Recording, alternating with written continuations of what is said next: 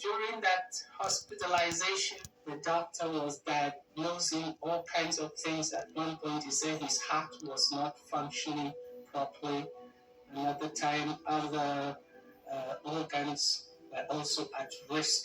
To the glory of God, constant stay online on NSPPD led to his total, complete healing. Now he's totally healed. Eventually, he joined me in the US here. He's right here with me. My first thanks, of course, goes to God. It's God who does the healing, but he uses human agents, in this case, Pastor Jerry. So I know it takes a lot of sacrifice from him. That's why I'm saying thank you to you, Pastor Jerry. God continuously bless you and yours and give you the enablement to keep up with this sacrifice that it takes you to reach out to so many people globally. What God cannot do does not exist indeed.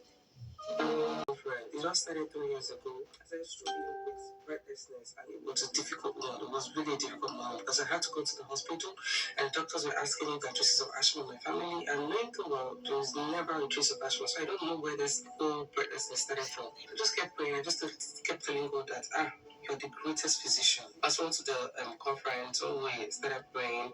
Pastor Jerry mentioned respiratory distress. Hell, Chimo, the way I screamed, because my friend was actually in front of me, and when I screamed, Amen, the way she turned and looked at me like, I was like, this guy, you don't know what's going on with me. You don't understand. I just said, Papa has mentioned my case. He said, respiratory distress. The way I jumped, I screamed, I prayed. Lo and behold, I got my healing. This is me breathing fine. Since the NSPPD conference till now, I have not experienced difficulties in breathing. I have not experienced anything like that. I've been finding it so difficult to breathe. Anytime I try to breathe, there's this sharp pain that I always feel.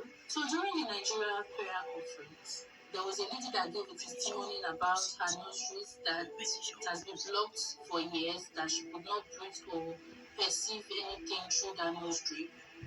And I keyed into it. A few minutes later, Pastor Jerry said that we should act as if God has given us a miracle, that our heart desires has been granted. That we should just give our testimony. That after giving the testimony, that Pastor Nash should blow the trumpet. And in faith, I did.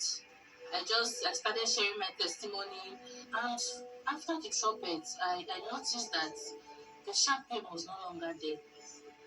I just noticed that I could breathe so well, so fine, without feeling any pain.